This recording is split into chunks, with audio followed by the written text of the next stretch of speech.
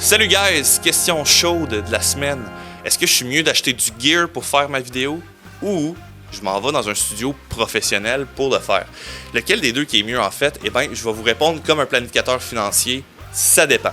Ça dépend de trois choses. La première affaire, êtes-vous taponneux? Parce qu'on va se le dire, monter un studio, là, tu vas arriver, tu vas acheter ton stock, tu vas le placer, là, genre tu vas bloquer ton fil, puis là finalement, ah non, je le veux pas là, tu vas tasser ton trépied à gauche, à droite, la lumière là est trop forte, pas assez forte, jouer avec.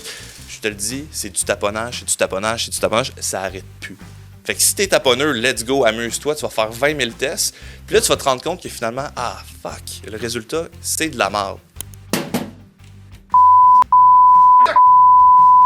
Mais admettons que t'es quand même pas pire, puis t'as assez taponné, puis tu réussis à avoir un résultat qui est cool. Ça m'amène sur mon deuxième point. Qu'est-ce que tu vas faire avec tout le stock que t'as acheté? Parce qu'une fois que c'est fini, là, tu vas mettre ça dans la boîte, tu vas ranger ça dans le garde-robe à quelque part, mais crème, des trépieds pour tes lumières, pour tes caméras.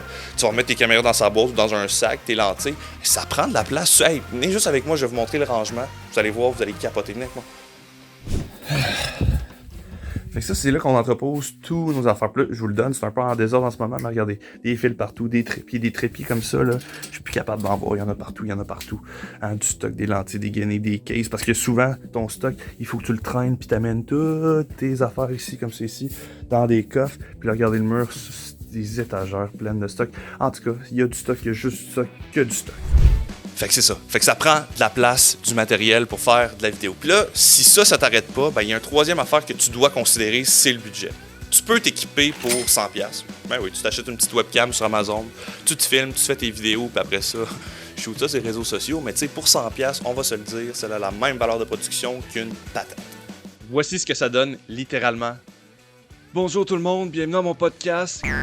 Maintenant, écoute bien ça. Là, tu te dis, ben là, moi, j'ai pas juste 100$ de budget, tu sais, quand même, j'ai un petit peu plus de budget que ça. Fait que, let's go, tu sais, pour 500$, je vais m'acheter de quoi qui a de l'allure. Tu sais, ok, 500$, j'achète une coupe de bébelles, pas pire, mais tu sais, tu sens qu'il manque quelque chose. Fait que là, ben là, 500$, c'est comme au casino, là, je vais m'en redoubler. Fait que là, tu mets un 1000$. Là, t'es rendu à 1000$, mais là, 1000$, t'as pas tout à fait une caméra qui est sur la coche. Fait que tout ça pour dire que t'es rendu à 5000$ de matériel. Puis là, 5000$ de matériel, oh là, on commence à être bien, là. T'as 3 caméras qui sont pareilles, t'as des micros, t'as de l'éclairage qui a de l'allure. Mais là, l'affaire, c'est que t'as pas oublié que, vu que t'as des caméras de qualité, t'as du stock de qualité, quand t'enregistres tes fichiers, ben tes fichiers sont vraiment gros. Ah, fait que là, tabarouette, faut que t'aies des disques durs de plus. Ton ordinateur, es-tu capable de faire le traitement de ces fichiers-là? Ah, fuck, ben, t'es obligé d'upgrader mon MacBook en plus. C'est une autre affaire que t'as pas pensé. Puis là, le pire dans tout ça, puis c'est même Olivier Lambert qui l'a déjà dit quand il a monté son studio, l'affaire qui coûte le plus cher quand tu montes un studio, c'est pas les caméras, c'est pas la grosse lentille bazooka qui zoome sur tes pores de peau ou l'autre gros Kodak qui est juste là. C'est pas ça qui coûte cher. C'est toutes les maudits pistes de fil que tu vas utiliser pour brancher pour ton son, ton éclairage, ton alimentation, toutes les rallonges. C'est ça qui coûte cher. Puis tu t'en rends pas compte maintenant, mais tu vas être obligé d'investir là-dedans. Puis après ça, ta caméra, il faut qu'elle ait comme un petit clip, un petit adapteur qui va dessus pour visser quoi. Je te le dis, ça arrête jamais. C'est une spirale infernale de petites micro-dépenses à 30-40$ que tu te rends pas compte qu'au final, bang, tu viens de flamber 2000$ dans des petites cochonneries qui vont autour d'une caméra. Fait que là, on est rendu à 10 000 là-dedans, puis t'as pas encore rien enregistré. Fait que, ça commence à être rough. J'espère que tu vas en faire souvent de la vidéo, pour tout l'investissement que tu as mis de temps, hein, parce qu'on te le dit, tu vas avoir taponné tout ça. Le matériel, l'équipement, mais non seulement ça, où c'est que tu vas ça une fois que tu as fini avec. Fait que là, mettons que ces arguments-là, tu dis hey, c'est vrai dans le fond, tu sais, pas tant envie de m'embarquer dans un projet de même, tu sais, regardez comment j'ai de l'air malheureux, tu sais, monter mon propre studio, regardez comment je dors plus, puis je suis pas bien. Mettons que tu veux pas te rendre là, ben je vous parle de quelque chose, d'une alternative, peut-être que vous connaissez, là, puis je vais utiliser un exemple, ça s'appelle, comment ça s'appelle? Ah! Ça s'appelle On est Live Production, c'est ça? En tout cas, je les connais pas bien, là, mais eux autres, apparemment, là, tu sais, je connais pas.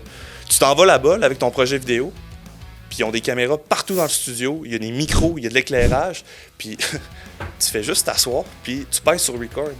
Ouais, fait que les autres sont là avec toi, ils t'accompagnent toute la journée, ils t'assurent que tu sois beau, que tu sois belle, ils settent toutes les affaires, l'éclairage, tu casses même pas ta tête, puis tu repars à la fin de la journée, puis t'as tes vidéos qui sont déjà faites, puis tu te casses même plus la tête. Puis là, on parle pas genre de 10 000, 15 000, 20 000, 50 000$ comme t'aurais fait pour un studio. Non, tu sais, un prix raisonnable qui a bien de l'allure pour faire ton vidéo.